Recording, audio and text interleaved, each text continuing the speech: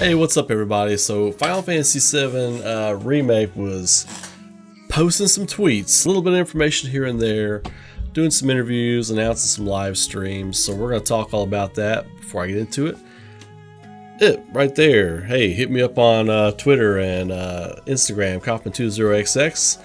If you're into the content, the videos, all the stuff I'm producing all the time, throw a like on the video, subscribe to the channel. I really appreciate the support.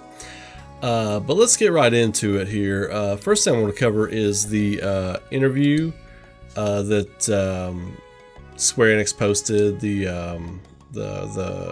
Yuffie Intergrade intermission episode interview with Toriyama and Hamaguchi, and kind of what all went into thought processes and stuff like that with Yuffie and the gameplay and the story. And basically it's just kind of like a little kind of almost like a little fluff piece with a little information in there. But I did want to cover it real quick because they did talk about some little Easter eggs and stuff, like the Moogle hoodie is like we all speculated on, right? It was it's a Easter egg for Dirge of Cerberus. It's the same thing she wore in that. So they did kind of hint that it was kind of brings out the comedy in her character as well. I saw a lot of people, like when the game was, or when they first showed Yuffie, they were like, man, I really hope they get her right. She's too goofy. I'm like, that is getting her right.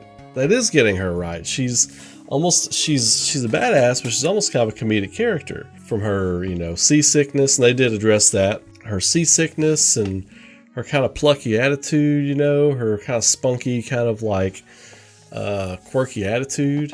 So yeah, I mean, they've absolutely got her right.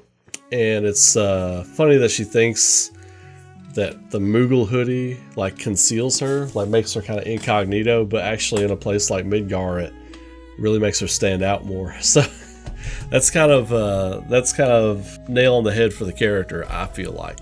So I thought they got that right.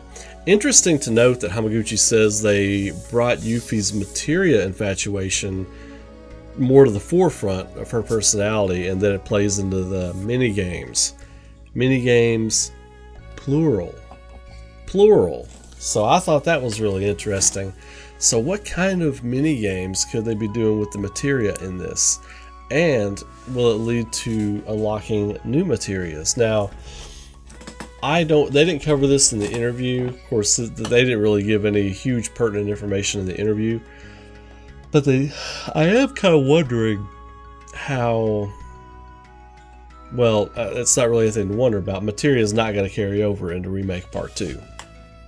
I don't think Yuffie will have the Materia from this game on her in Remake. I don't think Materia is going to carry over at all in Remake Part 2. I think your levels will, I think your weapons will, I don't think your Materia is going to.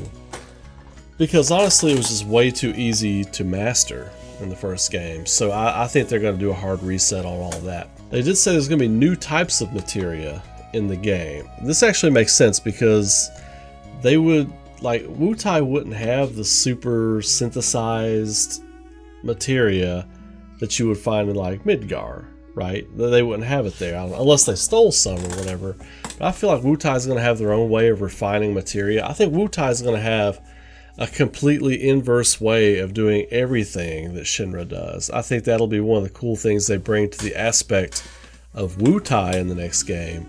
And I'm really looking forward to that. I think that could be really special. So it would make sense that they have different types of Materia and that they would have more of a natural version of those Materias, like more representative of the Earth and the natural power of the, well, not Earth, it's Gaia, but the planet.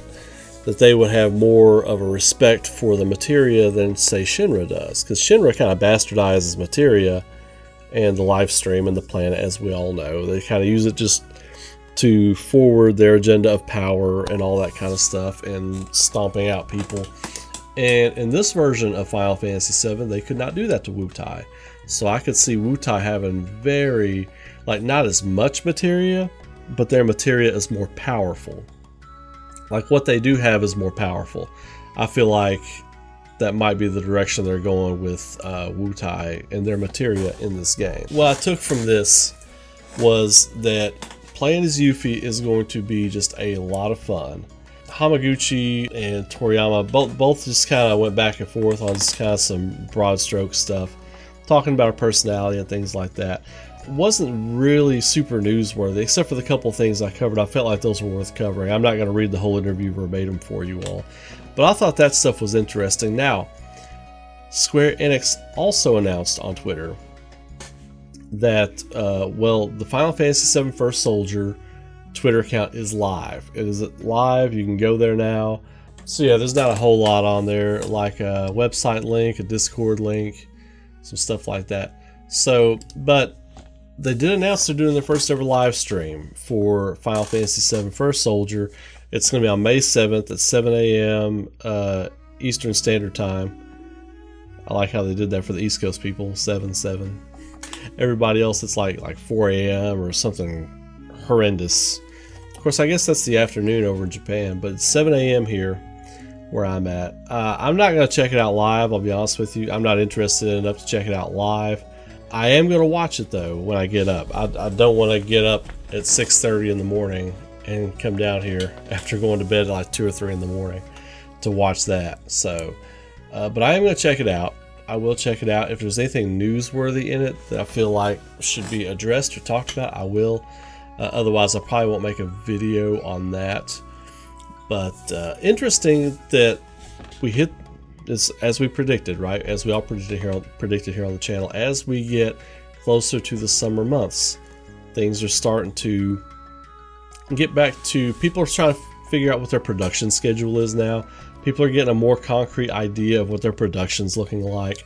We're starting to get dates. We're starting to get announcements. We're starting to get a bunch of stuff. Square Enix is getting ready to pop off. I feel like they've been working on a whole lot of stuff that we don't know about. And apparently they've got like 16 announcements to make at E3 this year. They're going to be doing quarterly Square Enix Presents. So I am all in on Square Enix right now, as you all should be too. They're going to be making some big announcements. We can only speculate at this point on what they are, but I feel like they're going to be dropping some bombs this year. First Soldier, if you're into it, is coming out in 2021. I feel like during that live stream, they may drop a release date for it if you're into it. Intergrade comes out June 10th. E3, they got a big presence at E3 this year. They're going to, apparently, and then they got their quarterly announcements, or their presents. So, good time to be on board with Square Enix. I liked the interview. It was fun. It was exactly what Yuffie should be. It was just fun, you know. So I'm looking forward to that. But if you all were into the video, throw a like on there, subscribe to the channel, and I will have more coming at you all very soon. Till the next video, you all stay safe out there, be good to each other, and keep rocking. I will see you all very soon.